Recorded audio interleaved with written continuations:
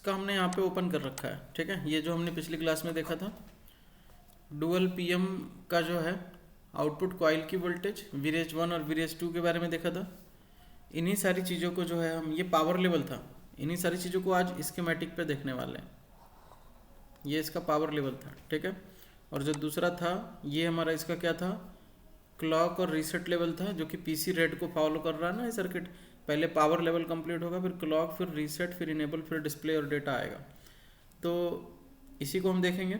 सबसे पहले हम जो है डुअल पावर आईसी वाले सेट को ओपन करेंगे स्कीमेटिक में, और स्कीमेटिक पे हम पहले इस लेवल पे ट्रेसिंग करते हैं। तो सबसे पहले हमें डेड ट्रेसिंग के लिए, ठीक है, डेड के लिए हमें क्या चेक करना चाहिए।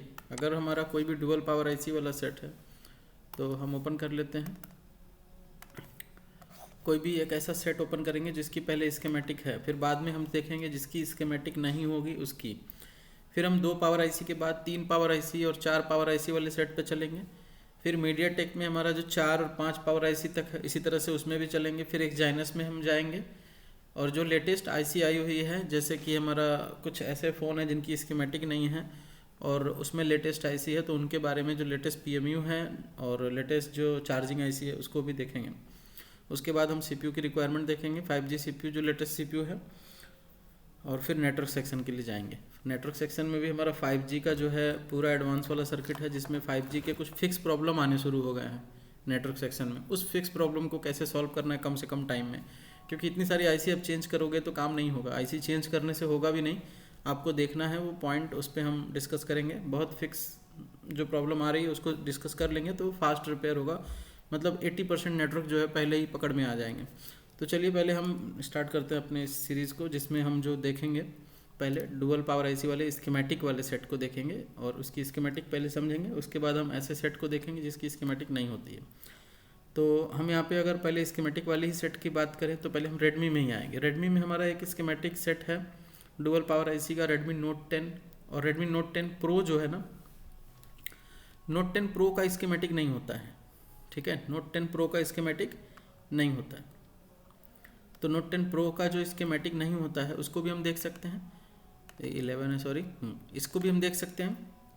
इसकी बिटमैप होती है, तो हम ये देखेंगे जिसकी स्कीमेटिक नहीं होती है, जिसकी केवल बिटमैप होती है, उसको कैसे हम जो है कर सकते हैं, ठीक है ना। उसको कैसे हम कर सकते हैं, ये सिक्योर NVM ये हमारी, ठीक है। सैमसंग के अंदर कुछ एडेड हुए इनके अंदर, इसमें बहुत सारी चीज़ें अपडेट भी आ रही हैं, तो उन पे भी आपको ध्यान देते रहना। ये सैमसंग के अंदर होता है सिक्योर NVM SDSCL। ये एक तरह से जैसे हमारा आईफोन में होता है ना, उसी तरह से इसने भी इसको बना रखा है EPROM की तरह।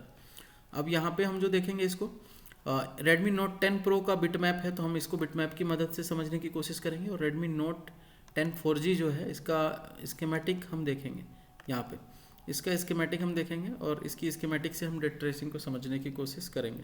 तो चलिए इसका लेआउट ओपन करते हैं। पहले हम स्कीमेटिक वाले को देखेंगे, फिर विदाउट स्कीमेटिक वाले को, दोनों को देखने की और समझने की कोशिश करेंगे कैसे उनको कम टाइम में रिपेयर करना है।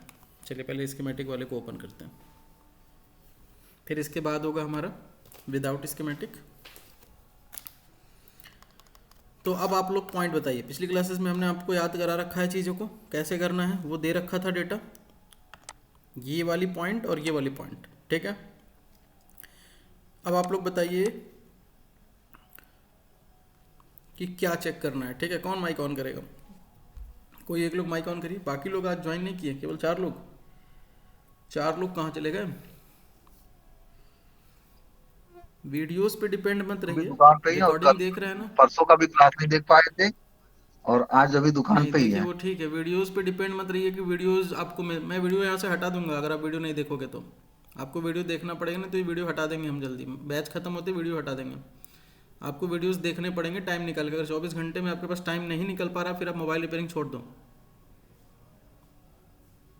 क्योंकि मोबाइल रिपेयरिंग देखिए अभी जो अपडेट हो रहे हैं, अगर जो चीज़ आज आप पढ़ रहे हो ना, ये चीज़ आप 3 साल पहले 2 साल पहले पढ़े होते, तो आज जिस चीज़ के लिए हम लोग आगे देख रहे हैं ना, जो अभी बात कर रहे थे यहाँ पे, ये जो सेट के अंदर सैमसंग में जो इसने अपडेट दिया है, तो वो सारी चीज़ों पे आप जा सकते हैं, उस पर भी काम करते हैं आप, और आगे ही बढ़ना है। अब इसी चीज़ को आप लेट से सीखोगे और समय लगाओगे तो उसमें फिर आपको प्रॉब्लम होने वाली है। तो जितना जल्द से जल्द हो सके हम उस चीज़ को सीख लें, उससे क्या होगा कि समय रहते ही हम जो है समझ पाएंगे बहुत सारी चीज़ों को। 5G में हमारा जो आईसी का बहुत सारा नेटवर्क सेक्शन में जो आईसी बढ़ गई है, इतनी सारी संख्या में आ गई है, लोगों को दिक्कत हो रहा है। लेकिन वो अगर पहले सीख लेंगे तो वो बाद में चल के दिक्कत नहीं आएगा। बहुत बेसिक बेसिक प्रॉब्लम्स उसमें आ रहे हैं, वो जो समझ में आने लगेगा। ऐसे ही जब मोबाइल और भी ज़्यादा एडवांस होगा, तो जब आपको ये बेसिक सारी चीज़ें नहीं आ रही होंगी, तो वो जो एडवांस लेवल पे जब मोबाइल नया वाला आएगा ना, अलग लेवल पे जब आएगा, तो वो आप नहीं समझ पाओगे। फिर मोबाइल रिपेयरिंग फील्ड में बहुत दिक्कत होगा आपको। आईसी के हैंड स्किल हो जाने से ही सब कुछ नहीं होता है। हैंड स्किल तो कोई भी बना लेगा, बिना पढ़ा लिखा इंसान भी हैंड स्किल बना सकता है और बहुत अच्छी तरीके से सीपीयू, रैम, यूएफएस सब रिवॉल्व कर देगा। लेकिन करना क्यों है, करना कहाँ है? नहीं तो दिन भर सुबह से शाम ये रिवॉल्व ही करते जाओ, इसको निकालो उसको निकालो, बस। क्यों निकाल रहे हैं, क्यों लगा रहे हैं, क्यों सप्लाई चेक कर रहे हैं, क्या चेक करें, कैसे हमें पता चल जाए कि ये वाली आईसी नहीं निकालनी है, वो जानना ज़रूरी है। और उसको सही तरीके से जानने के लिए सही तरीके से उसको पढ़ना है, जिस तरीके से हमने इसको पूरा डिज़ाइन किया इस वाले कोर्स को। ठीक है, आप उसको देखो, और वेबसाइट में जो वीडियो सीरीज़ बनी है वो बहुत ज़्यादा इंपॉर्टेंट है, उसको भी पूरा देखो। ठीक है, तो चलिए, अब आप लोग में से किसी ने वीडियो नहीं रिपीट किया पिछली क्लास का?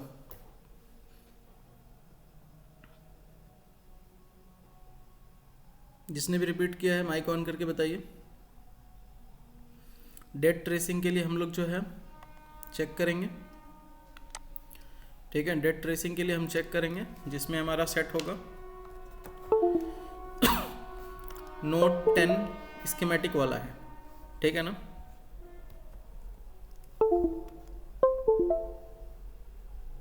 क्लियर है?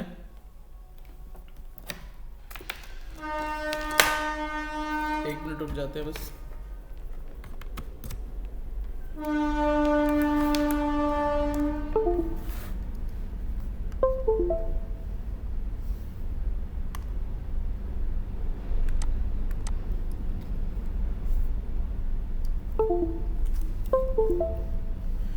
चलिए ठीक है, स्कीमेटिक पे हमें क्या देखना है? हमें ये देखना है कि डेड के लिए, ये तो इसका क्लॉक लेवल और रीसेट लेवल है। पावर लेवल में सबसे पहले कौन सी पावर चेक होगी बताइए, कौन बताएगा डेड के लिए? हमने नोट 10 का स्कीमेटिक और लेआउट ओपन कर रखा है। सर बताइए। सबसे पहले हम सर चेक करेंगे हाँ, बात आप लोगों को करना पड़ेगा, यहाँ पे शांति से बैठे रहेंगे, मतलब कि आपने पढ़ाई नहीं की है पिछली क्लास का। इतना अच्छा मौका था आप लोगों के पास कल के टाइम। फॉल्ट टाइम चलिए, सबसे पहले हम क्या चेक करेंगे? वीबस की एंट्री हो रही है, वीपीएच पावर बन रहा है, वीपीएच शॉर्ट तो नहीं है, बूट कैप पे 8 वोल्ट बन रहा है नहीं बन रहा है। उसके बाद हम क्या चेक करेंगे? फॉल्ट इन, यही ना? हाँ, तो हम सीधा हाँ सीधा सर वीपीएच चेक कर लेंगे। वीपीएच चेक करने का बहुत इजी पॉइंट क्या होता है? सबसे आसान तरीका है वीपीएच चेक करने का। कहाँ चेक करेंगे वीपीएच? बीपीएस सर जी हम कहीं भी चेक कर सकते हैं, सबसे जहाँ भी हमको आसानी से मिल जाए। चार्जिंग कॉइल के पास भी चेक कर सकते हैं, पावर आईसी के नीचे कैप में भी ठीक चेक है, कर सकते हैं, और चार्जिंग आईसी के पास भी ठीक है, चेक बहुत कर अच्छा। सकते हैं। अभी देखिए, यहाँ पे हमें ये पहले देखना होता है, कोई भी सेट रिपेयर करना है तो पहले ये देखना है सेट किस तरह से बनाया हुआ है। इसमें हम क्या देखेंगे? ये सेट हमें दिख रहा है। सर सर एक्सक्यूज हाँ मी बताइए। सर, हाँ, एक्सक्यूज मी सर, सर मुझे आप 2 मिनट टाइम दे दीजिए सर जी। एक्चुअली है क्या चीज़ कि हमने 2 जगह लॉगिन कर रखा है अपने। जब से हमको काउंटर पे जब रहते हैं सर जी, तो हम अपने मोबाइल पे वीडियोस वगैरह देख लेते हैं, और सिस्टम रहता है मेरे घर पर, ये मेरे बेटे का सिस्टम है। तो सर मैं अगर सिस्टम पर लॉगिन नहीं हो रहा इस सेम समय, आईडी, ये दो दो अलग आईडी की आईडी कैसे नहीं है, एक आईडी आपको एक करें ही सर आईडी हम से इसको? लॉगिन करनी है ना? हाँ तो क्या लिखे सर, जब मुझसे गलती हो गई थोड़ी सी हम अब यहाँ पे टीचमेंट हम लोड कर रहे हैं सर जी, तो आप इसमें यहाँ लॉगिन पे आईडी नंबर दिख से नहीं रहा ट्राई था कर सर रहे हैं, इसमें। आप ईमेल आईडी से करिए, हो जाएगा। टीचमेंट को मैं ईमेल आईडी से जिससे आपने पहले लॉगिन कर रखा है। टीचमेंट ऑन द वेब, इसके बाद से लॉगिन में गए सर हम। ईमेल आईडी से जिससे आपने पहले कर रखा है उसको करना है आपको। इस अकाउंट को डिलीट डिलीट कर कर दें देंगे तो क्या? फिर वो वाली जो चल रही है वो बंद हो जाएगी। एक ही आईडी लॉगिन करनी है वहाँ पे, जिस आईडी से मोबाइल में नहीं, चल रही है उसी आईडी से आपको उस पर करना है। आप एक बार एक जगह, तो इसमें आप एक क्लासरूम जगह आईडी ईमेल डाल आईडी रहा से हूँ बना तो रखे हैं और एक जगह मोबाइल नंबर से बना रखे हैं, दो दो आईडी नहीं चलेगी ना। या तो मोबाइल नंबर से ही दोनों पे चलाइए, या तो ईमेल से ही हाँ दोनों पे वही चलाइए। ये वाला जो मेरा चल रहा है सर ये किससे अभी चल ईमेल रहा से है? चल रहा है आपका, ईमेल से लॉगिन कर लीजिए, कहीं पे भी चलने लगेगा। ये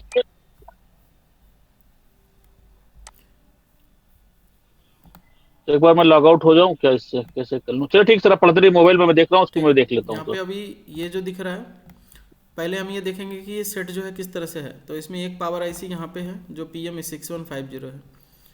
तो हमें पता है कि PM6150 के अंदर चार्जिंग का भी सेक्शन होता है और पावर भी है। ये तो कॉइल भी दिख रही है यहाँ पे, इसलिए यहाँ पे कॉइल दिख रही है VPH की, थोड़ी अलग से दिख रही है। और ये हमारा क्या है, फास्ट चार्जिंग आईसी है, जिसपे यहाँ पे कैप दिख रहा है। यहाँ पे पैरेलल सॉरी सीरीज कैप होते हैं ना, ये सीरीज कैप।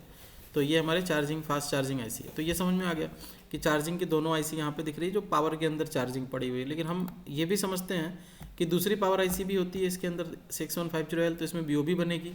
अब VOB पावर हमें चेक करना है, तो हम या तो इधर का सील्ड कट करें या फिर इधर की सील्ड ऑलरेडी जो है ये तो ओपन रहती है यहाँ से। तो यहाँ से हम मल्टीमीटर का नॉब डाल के यहाँ पे VPH चेक कर सकते हैं। जो पॉइंट दिख रही है इस कैपेसिटर पे VPH चेक कर सकते हैं, ठीक है। ये जो जड़ में कैपेसिटर होता है ना, ये VPH की होती है। तो यहाँ पे VPH चेक कर सकते हैं, या तो इधर चेक कर लो या तो आप जो है इधर चेक कर लो VPH। ये भी VPH की कैप है। या फिर बिट मैप ओपन करो इसका, कहीं क्लिक करो, कहीं बाहर आउटसाइड में सील्ड के बाहर VPH दिख रही है तो वहाँ पे VPH चेक कर सकते हैं। जैसे कुछ ऐसे कैप यहाँ पे मिल जाए जहाँ पे चेक कर सकते हो VPH आप। तो VPH पहले आपको चेक करना है, VPH बन रहा है नहीं बन रहा है। अगर पूरा सीक्वेंस आपको समझना है तो VPH के जस्ट बाद आपको नेक्स्ट क्या चेक करना है, बिना किसी सील्ड को कट किए आप चार्जर लगाओ, बैटरी लगाओ और चेक करो। यहाँ ईडियल पॉइंट होता है, इसका ईडियल पॉइंट होता है। तो एक पे 1.8 आएगा, एक पे क्या आएगा 1.8। आप चेक करो वो 1.8 आ रहा है नहीं आ रहा है। चार्जर और बैटरी दोनों लगाएंगे, इधर हमारा B2B फ्लक्स, इधर बैटरी लगेगा और चार्जर प्लग इन करेंगे और यहाँ चेक करेंगे 1.8 आया नहीं आ रहा है, ठीक है। तो पावर बटन को भी ट्रिगर करेंगे, बोर्ड को थोड़ा प्रेस करके और हाथ से पावर बटन को भी ट्रिगर करेंगे और मल्टीमीटर के नॉब को यहाँ लगाएंगे, एक ग्राउंड पे और एक प्लस पे। देखेंगे वोल्टेज यहाँ पे आ रही है, पावर बटन ट्रिगर करके नहीं आ रही, तब हम बूट सीक्वेंस फेलियर पे जाएंगे कि हमारा बूट सीक्वेंस क्या है, नहीं बन रहा है। अब आपने देखा कि यहाँ पे वोल्टेज बन रही है, तो फिर आगे की बात ही खत्म है, फॉल्ट एन वगैरह कुछ चेक करने की ज़रूरत नहीं है। अब वोल्टेज का बस नेचर देखना है, चार्जर लगाया वोल्टेज यहाँ पे मिल रही है, तो वोल्टेज स्टेबल है या वोल्टेज फ्लक्चुएट कर रही है, बस इतना देखना है आपको। वोल्टेज स्टेबल है या वोल्टेज क्या हो रही है, फ्लक्चुएट। अगर स्टेबल है तब तो फिर कम्युनिकेशन हो रहा है, क्लॉक और रीसेट और PS होल्ड तक सही है। अब आपको प्रॉब्लम कहाँ मिलेगा इसमें, UFS में, UFS और CPU में। तो UFS को आप रिप्रोग्राम करोगे अगर उसमें बैड हेल्थ है, या फिर उसकी फाइल की स्लो रीड राइट की प्रोसेस हो गई, वो रीड राइट नहीं करेगा। UFS को निकालेंगे, देखेंगे सारा कुछ सही है, ठीक है। और जब उसको आप देखेंगे रीड करेंगे ना कोई पार्टीशन उसका, तो रीड नहीं होगा, वो एरर कर देगा बार बार। तो मतलब कि उसको रिप्रोग्राम करना पड़ेगा, तो उसको रिप्रोग्राम करेंगे तो वो ऑन हो जाएगा ऐसे UFS को। और अगर UFS बिल्कुल सही है, रीड राइट भी सही कर रहा है, तो फिर आप सीधा सीधा CPU रिवॉल्व कर दोगे इस सेट में, तो ये सेट ऑन हो जाती है। ये तो कॉमन सी प्रॉब्लम है। अब मान लो यहाँ पे वोल्टेज ही नहीं है, तब आप क्या करोगे, पहले UFS निकालोगे या पहले CPU निकालोगे।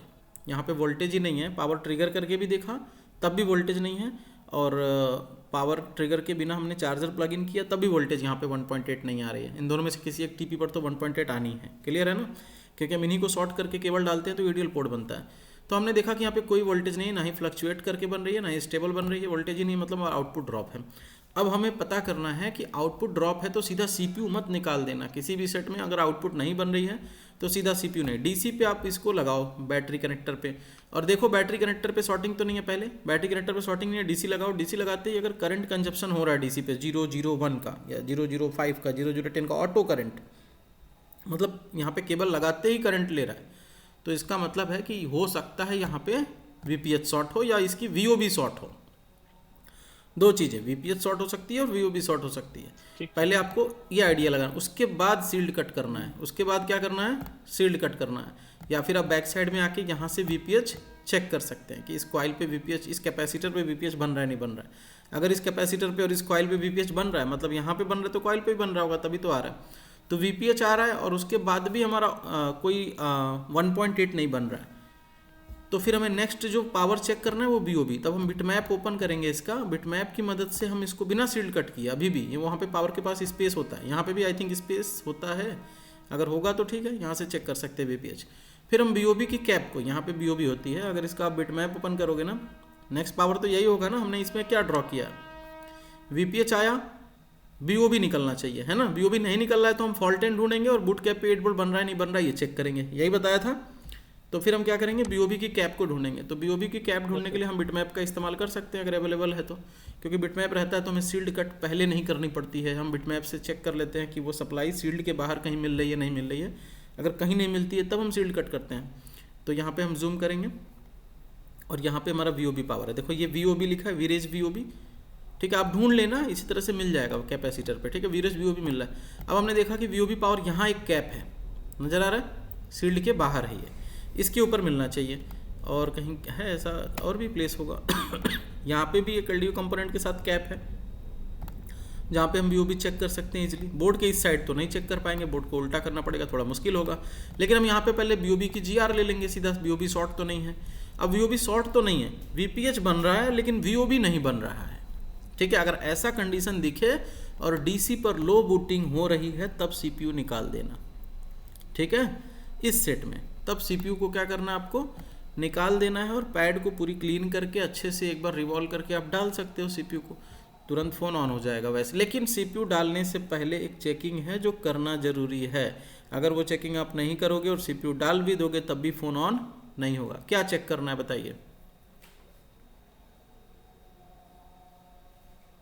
अपना सर जी ये नहीं कम्युनिकेशन वोल्टेज की बन लाइन है रही है सर। कि नहीं बन रही है, बस इतना चेक करना है। पता चले आपने सीपीयू निकाल दिया और अभी भी वोल्टेज यहाँ पे बन ही नहीं रही है, फ्लक्चुएशन वाली, हाँ 1.8 वाली है ना।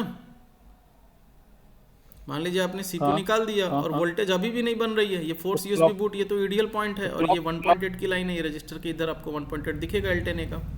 बीबी क्लॉक और सर नहीं परेशान मत होइए, आपको बस यहाँ पे इस टीपी पे चेक करना है 1.8 आ रहा है नहीं आ रहा है। विदाउट सीपीयू यूएसबी केबल लगाएंगे, B2B कनेक्टर और बैटरी लगा के चेक करेंगे 1.8 आ रहा है नहीं आ रहा है बोर्ड में। अगर यहाँ 1.8 आ रहा है मतलब कि सारी कॉइलों पर वोल्टेज बन रही है, हमें सील्ड कट करने की ज़रूरत पावर साइड से नहीं है।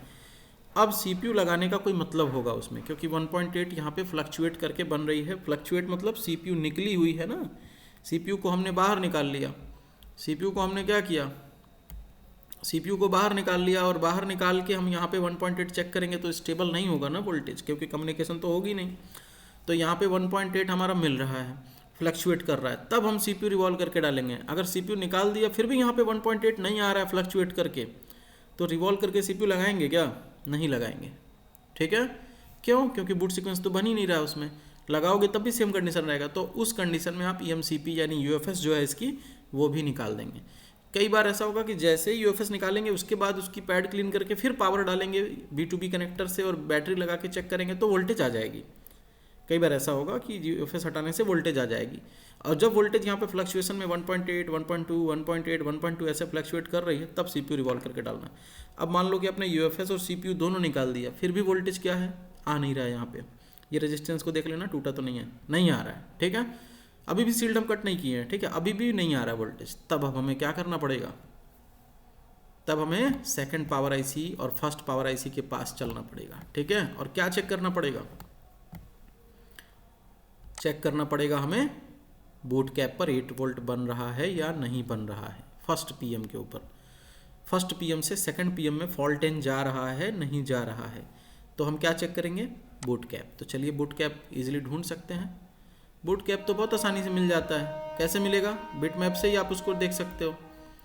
हमें पता है कि फर्स्ट पीएम में चार्जिंग है, तो हम फर्स्ट पीएम के पास आएंगे और वीपीएच की कॉइल जो दिख रही है ये वाली, इसी के साइड क्लिक करेंगे। ये तो फेस लाइन हो गई और ये इसकी एंट्री लाइन है, आईसी से निकलने वाली लाइन, स्विचिंग लाइन। इधर ही एक कैपेसिटर दिख रहा है, तो बूट कैपेसिटर यही है जहाँ पे लिखा है बूट कैप। इसके उस साइड, जिस साइड पे हमने क्लिक किया तो बूट कैप दिखा रहा है, उसी साइड पे हमारा 8 वोल्ट बनना चाहिए। अगर ये 8 वोल्ट यहाँ पे मिल रहा है मतलब ये आईसी स्विच कर रही है और ये आईसी फॉल्ट 10 निकालेगी।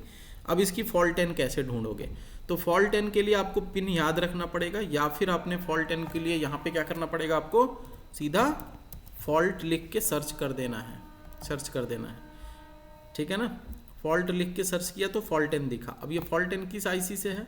तो 1400 U1400 क्या है? 6150 है, मतलब मेन पावर है। उसके किस पिन से निकल रहा है? 36 से। अब बिट मैप पे आएंगे यहाँ पे और पिन नंबर 36 को देखेंगे। ये 33 है और 34, 35 और जस्ट इसके बाद क्या होगा? यहाँ पे 36 फॉल्ट 10 लिखा भी है, ठीक है। इसके ऊपर क्लिक कर देंगे। अब हम देखेंगे कि इसकी टेस्ट पॉइंट यहाँ पे मिल गई हमें, तो हम बस यहाँ पे चेक करेंगे कि चार्जर लगा के जब हम चेक कर रहे हैं तो 8 वोल्ट बन रहा है और यहाँ पे फॉल्ट 10 आ रहा है नहीं आ रहा है। अगर यहाँ पे फॉल्ट 10 आ रहा है, इस आईसी को मत टच करना, आप इस आईसी के कॉइल की जिगार लेना। यहाँ पे कॉइलों पे कोई शॉर्टिंग तो नहीं है।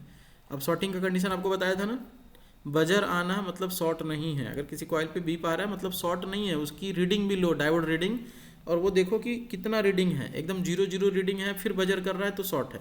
तो कोई लाइन पे शॉर्टिंग नहीं है, कुछ पे लो रीडिंग है, बीप के साथ में 30-35 की रीडिंग आ रही है, कोई दिक्कत नहीं। आपका सीपीयू निकला हुआ है तो सब पे हेल्दी रीडिंग आनी चाहिए, सबसे पहली चीज़ ये है, क्योंकि सीपीयू यूएफएस निकला हुआ है तो किसी पे भी बजर नहीं आना चाहिए। अगर किसी पे बजर आ रहा है सीधा चेक करो वो लाइन कहाँ कनेक्ट है, जो भी कैपेसिटर उस लाइन में कनेक्ट होंगे उस कैपेसिटर को आप रिमूव कर सकते हो, या फिर पावर आईसी को हटाओ और देखो शॉर्टिंग हटी क्या। अगर शॉर्टिंग नहीं हटी तो पावर आईसी हटाते ही उसमें आप वोल्टेज डालो 0.8, और इधर जो कैपेसिटर दी सीपीयू तो निकली हुई है, इधर जो कैपेसिटर दिख रहे हैं इनके ऊपर रोजिन डाल दो, जैसे इन पे वोल्टेज डालोगे उनमें से कोई एक कैपेसिटर हीट हो जाएगी, निकाल देना। निकालने के बाद फिर अब जब चेक करोगे पावर आईसी लगा के तो वोल्टेज बनने लगेगी। और अगर किसी कॉइल पे शॉर्टिंग नहीं है, ठीक है, और ये आईसी फॉल्टन बना रही है, मतलब इस आईसी को टच नहीं करना है। अब आना है आपको सेकंड आईसी में, ठीक है। सेकंड आईसी में क्या देखना है आपको, सेकंड आईसी में आपने देख रखा है पहले कि इसमें बीओबी शॉर्ट नहीं है। अब आपको क्या देखना है कि जो फॉल्ट एन है, जो वहाँ से फॉल्ट एन चला है, ठीक है ना, यहाँ से जो फॉल्ट एन चला है ये इस टीपी से, क्या ये सेकंड आईसी को जा रहा है, नहीं जा रहा है, इस पर क्लिक होना चाहिए। क्या ये सेकंड आईसी के उस पैड पर जा रहा है, नहीं जा रहा, ओपन तो नहीं हो गया इंटरनली, यहाँ पे ये इंटरनल सर्किट ओपन तो नहीं हो गया। तो ये बॉल, अब आईसी को हटाना, इस बॉल के ऊपर चेक करना रीडिंग आ रही है नहीं आ रही है। 1.8 वोल्टेज आ रहा है, नहीं फ्लक्चुएट करके आएगा, नहीं स्टेबल आएगा। जैसे आप चार्जर लगाओगे यहाँ पे 1.8 स्टेबल आएगा, मतलब यहाँ पे 1.8 अगर फ्लक्चुएट भी करता है ना तो आप परेशान मत होना, आ रहा है ना ये देखना है, ठीक है। रीडिंग कनेक्टेड है कि नहीं वहाँ से यहाँ तक, ठीक है। यहाँ पे जीआर आ रही है हॉट टेस्टिंग कूल टेस्टिंग में, और जब पावर लगाते हैं तो यहाँ पे वोल्टेज भी आ रही है, और ये 1.8 नहीं मिलेगा इस टाइम, क्योंकि आपने क्या किया है, पावर और सीपीयू दोनों हटा लिया है। तो ये वोल्टेज थोड़ी कम 1.4, 1.5, 1.4, 1.5 ऐसे मिले तब भी ठीक है, ठीक है। इसका मतलब ये मत समझ बैठना 1.4 आ रही है तो पावर खराब है, ठीक है ना। 1.4, 1.5, 1.435 ऐसा आएगा, ठीक है। 1.8 तक जा रहा है तो यहाँ पे हमारा 1.8 आ रहा है। इसके बाद हमें क्या चेक करना है कि ये आउटपुट न तब क्यों नहीं बना रही है ये वाली आईसी आउटपुट, इसको वीपीएच प्रॉपर मिल रहा है क्या। तो वीपीएच पे क्लिक करना और देखना जहाँ जहाँ वीपीएच की बॉल है सब पे वीपीएच प्रॉपर आ रहा है नहीं आ रहा है, ठीक है। वीपीएच प्रॉपर आ रहा है, उसके बाद 1 बाय 1 इन लाइनों को चेक करो, कॉइलों पे कोई कॉइल पे फुल शॉर्ट है कि नहीं, सेम वही प्रोसेस जो फर्स्ट वाले में लगाया। किसी कॉइल पे बजर आ रहा है क्या, बजर नहीं आना चाहिए क्योंकि सीपीयू तो निकली हुई है। किसी कॉइल पे बजर नहीं आना चाहिए, किसी कॉइल पे अगर बजर नहीं है और ये कॉइल ओपन नहीं होना चाहिए, ये बीओबी कॉइल है, अगर किसी कॉइल पे बजर नहीं है फॉल्ट इन आ रहा है तो इस आईसी को चेंज करो, चेंज करते ही वीओबी बन जाएगी और सारे बूट सीक्वेंस बन जाएंगे। उस बूट सीक्वेंस के बनने के बाद फ्लक्चुएशन में सारी वोल्टेज बनने लगेगी। उसके बाद आप इस ईडीएल पॉइंट के पास चेक करोगे 1.8 तो ये अप डाउन होगा, 1.8, 1.3, 1.8, 1.5, 1.8, 1.7 ऐसे ऊपर नीचे होगा। बस बूट सीक्वेंस बन चुका है तो आप सीपीयू लगा देना। जैसे ही आप सीपीयू लगाओगे वोल्टेज क्या हो जाना चाहिए, सीपीयू लगाते ही वोल्टेज क्या हो जाना चाहिए, स्टेबल। अगर आपने सीपीयू लगाया और वोल्टेज स्टेबल नहीं हुआ तो अब क्या दिक्कत आ गई, पावर तो हमने बना लिया, सीपीयू को रिवॉल्व करके डाला, वोल्टेज ही स्टेबल नहीं हो रही है, मतलब सीपीयू खराब हो गया क्या। तो अब हमें सीपीयू के अंदर क्या लाइनें चेक करनी है, ये लाइनें चेक करनी है। ये लाइनें मतलब पहले स्लिप क्लॉक लाइन, फिर दूसरा बेस ऑप्शनल होता है बेसबैंड क्लॉक इनेबल, अगर होगा तो चेक करेंगे नहीं तो छोड़ देंगे। फिर LNBB क्लॉक जो बेसबैंड क्लॉक है, फिर पावर ऑन रीसेट लाइन, फिर SPMI की 2 लाइनें चेक करेंगे जो दोनों पावर के अंदर से कनेक्ट होगी सीपीयू में। उसके बाद हम जो है PS होल्ड लाइन को देखेंगे उसमें लगा हुआ रजिस्टर मिस तो नहीं है। अगर ये सारी लाइन सही है, सीपीयू के अंदर इन सारी लाइनों की रीडिंग अवेलेबल है, फिर भी हमारा सीपीयू लगाने के बाद ये लाइन मतलब वोल्टेज स्टेबल नहीं हो रहा है, तो हम एक दूसरा सीपीयू उसमें डाल के ट्राई करेंगे सेम नंबर का। दूसरा सीपीयू डालते ही अगर वोल्टेज स्टेबल हो जा रही है तो फिर सीधी सी बात है हमारी पुरानी सीपीयू ख़राब हो गई है, ख़त्म, ठीक है। और अगर दूसरा सीपीयू डालने पर भी फ्लक्चुएशन है और वो सीपीयू दूसरे सेट में स्टेबल कर रहा था वोल्टेज और इसमें फ्लक्चुएट कर रही है, तो आप इन लाइनों को चेक कर सकते हो पूरी तरीके से। अगर ये सारी लाइनें सही हैं फिर भी फ्लक्चुएट कर रहा है तो आपके बोर्ड में 2 पॉजिटिव लेयर कहीं शॉर्ट हो रहे हैं, वाटर डैमेज बोर्ड होगा। आपको डिस्प्ले हटा के चेक करना है, आपको सब बोर्ड चेंज करके चेक करना है। डिस्प्ले हटा के चेक किया, सब बोर्ड चेंज करके चेक किया, ओनली बैटरी और फ्लक्स लगा के चेक किया, फिर भी वोल्टेज स्टेबल नहीं हो रहा है, आप बोर्ड को चेंज कर दो, ठीक है। उस समय आप बोर्ड चेंज करोगे तो वो ठीक है, वो तो जेन्युइन है कि चेंज होना है। फिर इतनी ट्रेसिंग के बाद। अगर आपने कुछ ट्रेसिंग ही नहीं की, पहले ही स्वाइप कर दिया, तो फिर ख़त्म। तो ये सारी चीज़ें आपको समझ लेना है। अब इसमें आपको क्या देखना है, नेक्स्ट लाइन आपको क्या चेक करना है, CPU डाल दिए, वोल्टेज स्टेबल नहीं हुई, पहला तो स्टेबल हो गई, तब तो फिर UFS डाल देना, क्योंकि UFS को तो आपने ऑलरेडी चेक कर रखा है बॉक्स में। रीड राइट की प्रोसेस भी इसकी ठीक है, स्लो नहीं है, और ये रीड कर भी रहा है। कोई भी अगर एक हम 256 MB का डंप ले रहे हैं तो रीड हो जा रहा है फाइनली वो तेज़ी से, तो मतलब चिप ठीक है हमारा, कोई बैड हेल्थ नहीं है उसमें, कोई पार्टीशन एरर भी नहीं है, जीबीटी हेडर वगैरह सब फाउंड है वहाँ पे, सब ठीक है, और उसमें जो है कोई दिक्कत नहीं है चिप में। तो हम उसको जो है लगा सकते हैं यहाँ पे, जैसे लगाएंगे वो ऑन हो जाएगा। अब अगर मान लो कि आपने CPU लगाया और वोल्टेज स्टेबल ही नहीं हुई, वोल्टेज स्टेबल ही नहीं हुई, तब तो फिर आपका मैटर है कि CPU के अंदर वो लाइन चेक करनी है, या फिर CPU निकालने में ही डेड हो गई। या फिर ऐसा भी होगा, एक चीज़ यहाँ पे और समझ लो, वोल्टेज स्टेबल हुई है, CPU UFS के अंदर प्रॉब्लम है, तो UFS के अंदर प्रॉब्लम है, मान लो फ़ोन ऑन हो रहा है, फर्स्ट लोगों पे स्टक रह जा रहा है दिन भर, UFS को रिप्रोग्राम कर देना, UFS को रिप्रोग्राम कर देना, फर्स्ट लोगों, CPU मत छूना, उसके बाद CPU लगा दिए, उसके बाद UFS लगाया, ऑन हुआ, फर्स्ट लोगों पे रुका है, UFS को रिप्रोग्राम कर देना, सही से ऑन हो जाएगा। नहीं होता है तो आप जो है सही तरीके से UFS को प्रोग्राम करना है आपको। अगर सही तरीके से आप नहीं करोगे तो वो वहीं स्टक करेगा। ठीक है, वेबसाइट वीडियो में हमारे जो है उसमें ऐड हो चुका है वो UFS का रिप्रोग्राम वाली वीडियो भी है, और F64 का ऐड होने वाला है, बन रहा है वो सारी वीडियो, वो भी उस पर ऐड हो जाएगा, वहाँ से आप लोग F64 का भी पूरा देख सकते हैं। अब यहाँ पे CPU लगाने के बाद वोल्टेज स्टेबल नहीं हुई, ठीक है, CPU लगाया, वोल्टेज स्टेबल नहीं हुई, तो क्या करें, तो अब उन सभी लाइनों को हमें ट्रेस करना है जो हमने यहाँ पे दिखा रखा है, दिख रहा है ना। तो इन सभी लाइनों को ट्रेस करेंगे। ये तो पावर लाइन है, पावर लाइन तो हमने चेक कर लिया, ये हमारा जो है कम्युनिकेशन लाइन है, इन्हें हमें चेक करना है, तभी हमारा वोल्टेज क्या होगा, स्टेबल। अब इनको कैसे ढूंढना है स्कीमेटिक में, तो आपको पहले IC के ऊपर आना है। अब यहाँ पे आपको बिट मैप से आप इसको हैंडल करोगे, ठीक है, लेकिन पहले आप इसको क्या करोगे, IC के ऊपर। फर्स्ट PM का नंबर क्या है, सेकंड PM है 1800,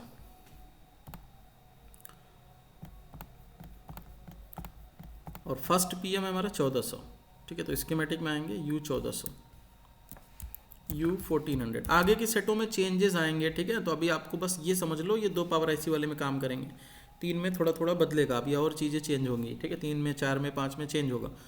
तो हम इसको सर्च करते हैं। अब देखो ये इसका आ गया पावर IC का ग्राउंड सेक्शन। नेक्स्ट आ गया ये UI सेक्शन, जिसमें बोर्ड ID और रेडियल पॉइंट दिख रहा है, और हमारा SD कार्ड डिटेक्ट है। अब ये आ गया कंट्रोल सेक्शन, जहाँ पे क्रिस्टल कनेक्ट है, ठीक है। अब इधर ही हमारा क्या दिख रहा है, कम्युनिकेशन नज़र आ रहा है, देखो power on, reset, PS hold, fault in यहीं आ रहा है, SPMI लॉजिक भी यहीं है। तो ये मेन पावर IC के अंदर की कंट्रोल सेक्शन है।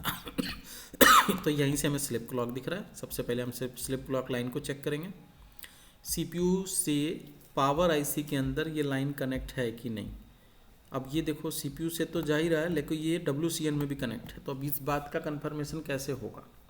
तो CPU के पैड WCN को निकाल देना, WCN को क्या करना, निकाल देना, और उसके बाद पावर IC निकालना। CPU लगा हुआ है अभी, CPU अभी ये क्या है, लगा हुआ है, केवल पावर को निकालेंगे, मेन पावर को, और 13 नंबर बोल रहे, मेन पावर को निकालेंगे, और ये CPU है, ठीक है, ये CPU स्लिप क्लॉक है CPU का, और मेन पावर को हम क्या करेंगे, निकालेंगे, ठीक है। मेन पावर को हम क्या करेंगे, निकालेंगे। मेन पावर को निकाला, ये मेन पावर है 1400, इसके हम 83 नंबर पे बिट मैप से जाएंगे और वहाँ पे GR लेंगे। तो बिट मैप से हम 83 नंबर पे मेन पावर पे आ जाएंगे, और 83 नंबर पे 82 दिख रहा है, और जस्ट यहीं पे हमारा 83 होना चाहिए, इधर लिखा भी है स्लिप क्लॉक, ठीक है। तो इसके ऊपर हमें जो है, अब तो आप काउंट कर सकते हो ना, 1 2 के बाद ये 3 वाली लाइन में 1 2 3 4 5 नंबर की बॉल, तो इधर से काउंट करके उस पर रीडिंग लेना। इस पर रीडिंग आ रही है नहीं, अगर ये रीडिंग आ रही है मतलब कि WCN तो आपने निकाल रखा है, वाईफाई IC तो आपने निकाल रखा है, ये वाली IC, तो जो रीडिंग आ रही है वो कहाँ से आ रही है, ये तो एक कंपोनेंट पे जा रहा है, आई थिंक ये टेस्ट पॉइंट है, हाँ इसकी TP है, तो इस TP पर भी आप चेक कर सकते हो। DSO से क्लॉक चेक कर सकते हो, अगर DSO है तो, नहीं है तो कोई बात नहीं, आप यहाँ पे रीडिंग लेना WCN को निकाल के, नहीं कहीं ऐसा ना हो कि WCN की रीडिंग यहाँ अवेलेबल है और CPU से लाइन कटी हुई है, CPU में ये एक ही बॉल पे कनेक्ट है, ठीक है ना। तो आप इसको कंफर्म कर लिए, ये लाइन हमारी सही है। नेक्स्ट हमें क्या देखना है, स्लिप क्लॉक के बाद बेसबैंड क्लॉक। अब ये VDD BBCL के ड्राइव, ये वोल्टेज ड्राइव के लिए आ रही है, क्योंकि हमने इसमें एक चीज़ लिखा हुआ है, आप देखे होंगे, ऑप्शनल, क्या लिखा है, बीबी क्लॉक इनेबल। अब इस सर्किट में ऑप्शनल में बीबी क्लॉक इनेबल की लाइन है ही नहीं। यहाँ पे एक वीडीडी वोल्टेज दिया जा रहा है बेसबैंड क्लॉक को ड्राइव करने के लिए 153 नंबर के पिन पे, जो कि S4A होगा, नहीं 1.8 L11A का। तो 1.8 इस 153 नंबर की जो पिन है, इसमें हम चेक करेंगे कि इस पे GR आ रहा है कि नहीं। इस लाइन पे वोल्टेज तो आप चेक नहीं कर पाओ क्योंकि IC तो आपने उठा रखी है। तो 153 नंबर के पिन पे GR आ रहा है कि नहीं वो हम चेक करेंगे, और इस कैपेसिटर से उससे उसका कनेक्शन है कि नहीं, ठीक है ना। तो 153 नंबर के पिन को, 153 नंबर के पिन को जो है हम इसमें देखेंगे, नीचे की साइड में होगा ये 153, 147, 53, 57, 53, ये दिख रहा है ना। इस पिन के ऊपर ये वोल्टेज आनी चाहिए, और बनता ये वोल्टेज यहीं से है, ये वोल्टेज बनता यहीं से है, पिन नंबर 16 से बनेगा, और 16 से LDO सेक्शन से बनेगा और यहीं पे जाएगा, ठीक है ना। और इसकी कैप ये है। तो आप देख लेना कि यहाँ से यहाँ कनेक्टिविटी है, और यहाँ पे रीडिंग आ रही है नहीं आ रही है। अब ये रीडिंग कहाँ से आएगी, क्योंकि पावर तो आपने उठा रखा है। तो आप देखना कि ये वाली पॉइंट इस पॉइंट से बजर मार रहा है, और ये कैपेसिटर इस कैपेसिटर से बजर मार रहा है, और ये वोल्टेज CPU को भी जा रही है, तो रीडिंग CPU की आएगी, पावर तो आपने उठा रखा है, ठीक है ना। तो ये वोल्टेज हमें ड्राइव वाली जो है ना वो इम्पॉर्टेंट है, वो वोल्टेज हमें चाहिए, ठीक है, वो वोल्टेज हमें चाहिए पावर को, तभी पावर जो है ना बेसबैंड क्लॉक यहाँ पे जो दिख रहा है ना SDM LNBB क्लॉक 1 निकालेगा। ये SDM LNBB क्लॉक 2 जो दिख रही है ना, इसको आप देखो, अगर आप देखो तो ये लाइन जो है एक रजिस्टर के through baseband PLL reference clock दिख रहा है, बेसबैंड PLL रेफरेंस क्लॉक बन रहा है। और ध्यान से देखेंगे इसको हम, ये रेफरेंस क्लॉक जो है CPU के अंदर जा रहा है, RF एक्सो क्लॉक WCNN सेक्शन में, मतलब कि ये क्यूलिंक और वाईफाई सेक्शन के लिए जा रहा है, मतलब मॉडम सेक्शन के लिए ये वोल्टेज जा रही है, फ्रीक्वेंसी जा रही है, मॉडम सेक्शन के लिए जा रही है, ध्यान देना। जो दूसरा वाला है, मतलब कि अगर हम बात करें, और ऊपर वाली जो दिख रही है RF क्लॉक 2, ये तो WCN के लिए जा रही है, वाईफाई के लिए। मतलब कि एक मिनट यहाँ पे LNBB क्लॉक 2 जो है वो हमारे नेटवर्क के लिए जा रही है, लेकिन LNBB क्लॉक 1 जो है ना वो SDM CPU की मेन बेसबैंड क्लॉक है। तो वहाँ से ये दोनों क्लॉक ड्राइव तभी होंगे जब वो 1.8 वहाँ मिलेगा, तो AJ47 नंबर पे ये CPU में जाएगा CXO पे। इस तरह से दोनों क्लॉक इसका पूरा होता है, और दोनों के TP भी दिए हुए हैं, तो चेक कर सकते हैं DSO है तो, नहीं तो इसकी पिन नंबर क्या है, इसकी पिन नंबर है 164। पावर उठाएंगे, पावर तो उठी पड़ी है, 164 पे जाएंगे और GR ले लेंगे। अब GR लेने के लिए देखो, अब यहाँ पे CPU में 2 जगह ये कनेक्ट है, तो किस वाले पॉइंट से GR आ रही है इसका कंफर्म नहीं हो पाएगा। 164 LN क्लॉक 1 है, तो एक रेजिस्टेंस जो बीच में था ना उसको रिमूव करेंगे। नहीं 2 जगह नहीं, एक ही लाइन से है ना, वो अलग लाइन था, 2 वाली लाइन थी वो, तो कोई बात नहीं है। इसकी टेस्ट पॉइंट यहाँ पे दे रखी है, और ये लाइन सिंगल है, इस पर आप GR ले सकते हो, ठीक है। दूसरे वाली लाइन को चेक करने की जरूरत ही नहीं है। क्यों नहीं है, क्योंकि वो तो नेटवर्क के लिए है, CPU के अंदर नेटवर्क सेक्शन को ऑन करने के लिए है ये LNBB क्लॉक 2 वाली। तो 1 वाले चेक करके हट जाओ। अब हमने देखा कि बेसबैंड क्लॉक, मान लो अब ये आप चेक किए, लाइन ओपन आ रही है, तो बस इसी को जंपर से बनाओ, उसके बाद IC डालो, वोल्टेज स्टेबल हो जाएगी CPU की, ठीक है। अब ओपन नहीं है, फिर भी अभी आगे की क्या चेकिंग है, तो ये हमारा दोनों हो गया। अब नेक्स्ट हम क्या चेक करेंगे, PM पावर ऑन रीसेट। ये जो पॉन रीसेट दिख रहा है ना, पॉन रीसेट 8 नंबर, ये SDM को रीसेट कर रहा है, और ये SDM को रीसेट कर रहा है तो किस पिन पे जा रहा है SDM में, ये रजिस्टर से। अब ये रजिस्टर निकला हुआ नहीं होना चाहिए, आपको देखना है, अगर निकला भी है या लगा भी है तो आप चेक करो बजर मार रहा है नहीं मार रहा है, दोनों साइड बराबर वोल्टेज है कि नहीं 1.8। और ये लाइन जाके CPU में कनेक्ट है रेजिन नाम से, यही इसका रीसेट है, और ये निकलेगा 8 नंबर की पिन से। तो पावर के ऊपर फिर आएंगे, और इसकी 8 नंबर की पिन यहाँ ऊपर कहीं होगा, इधर 98 रेजिन लिखा हुआ, इस लाइन को चेक करो, GR आ रहा है, इस पर GR आएगा, और बीच में एक रेजिस्टेंस यहाँ पे दिख रही है, इस रेजिस्टेंस के थ्रू ये IC में कनेक्ट है CPU में, ठीक है। तो ये लाइन, ये रेजिस्टेंस मिस नहीं होना चाहिए। तो हमने देखा कि ये लाइन भी ठीक है, इस पर भी GR आ रही है। उसके बाद हम क्या चेक करेंगे, फाइनल PS होल्ड लाइन के कंपोनेंट को चेक करेंगे, लेकिन उससे पहले SPMI लॉजिक होता है। तो ये हमारा क्या है, पावर IC है। अब पावर IC के अंदर हम SPMI लॉजिक को कैसे चेक करें। अब 122 और 131, इसके लिए हम क्या करेंगे, 122 नंबर पिन पर और 131 नंबर पे 122 131 नंबर के पिन पर हम GR लेंगे, लेकिन दूसरी पावर को भी रिमूव कर देंगे, सेकंड PM को भी रिमूव कर देंगे, क्योंकि अगर आपने यहाँ पे GR लिया और सेकंड PM लगा हुआ है तो सेकंड PM की रीडिंग यहाँ आ सकती है अगर CPU से लाइन ओपन हुई है तो इन दोनों पे रीडिंग लेने के लिए आपको क्या करना पड़ेगा, सेकंड PM, ये जो सेकंड PM दिख रहा है ना L वाली IC 6150L, इनको रिमूव कर लेंगे और इनके भी 86 68 और 69 के पिन पे रीडिंग लेंगे, 68 और 69 के पिन पे इनको रिमूव करके इनके पिन पे भी रीडिंग लेंगे। और उसके बाद जो है हम देखेंगे कि ये CPU से कनेक्शन है इसका, ठीक है ना, ये CPU से इसका कनेक्शन है। उसके बाद हम इसमें भी 122 और 131 पे चेक करेंगे, तो इसको भी इजीली फाइंड कर सकते हैं। 122 और उसी के बगल में वो भी होगा इधर यहाँ पे दिख रहा है डेटा, ये वाली डेटा, ये वाली क्लॉक लाइन है, क्लिक मारो इस पर, सीधे सेकंड PM में भी ये लाइन हाईलाइट हो जाएगी। इसके पॉइंट भी यहाँ दिए हैं, कैपेसिटर, दोनों कैपेसिटर, बगल वाली डेटा की होगी, डेटा की है, ये क्लॉक के होंगे। तो इस पर क्लिक किया और CPU के अंदर भी बॉल हाईलाइट हो जाएगी, PM के अंदर भी बॉल हाईलाइट। तो CPU को तो निकाले नहीं है, रिवॉल्व करके डाल दिए हैं, लेकिन स्टेबल नहीं हुई है, तो हम दोनों पावर को निकाल के SPMI लाइन को चेक कर सकते हैं और मेन पावर को निकाल के वो सारी लाइन चेक कर सकते हैं जो हमने अभी बताई। अब ये लाइन भी सही आ रही है, दोनों लाइन पे रीडिंग आ रही है, दोनों पावर के अंदर, मतलब CPU से इनका कनेक्शन सही है। तो अब फाइनल एक लाइन और चेक करना है जो कि अभी हमने आपको बताया नहीं है, ठीक है। वो लाइन क्या है, आप लोग बताएंगे वो लाइन क्या है। इसमें एक सप्लाई है जो बनाई नहीं गई है, उसको भी चेक करना है, वो सप्लाई क्या है CPU के लिए। आप लोगों को पता है वो सप्लाई क्या है, इसके अलावा भी उसे भी आपको देखना होगा। उसके बाद फाइनल आप बोल सकते हो कि हमारा CPU जो है वो ख़त्म है, दूसरा CPU डाल के चेक करेंगे, या फिर दूसरे CPU पे भी नहीं आता तब हम वो सप्लाई चेक करेंगे। कौन करेगा उसको चेक, बताएगा कोई। आपने अगर वेबसाइट की वीडियोस देखी होगी तो शायद आपको याद होगा, नहीं देखे हैं तो कोई बात नहीं है, अभी उसको हम बताएंगे। पहले आप लोग बताइए,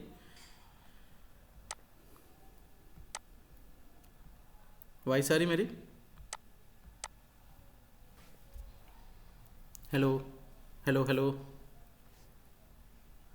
नहीं पता ना, जी आ रही है,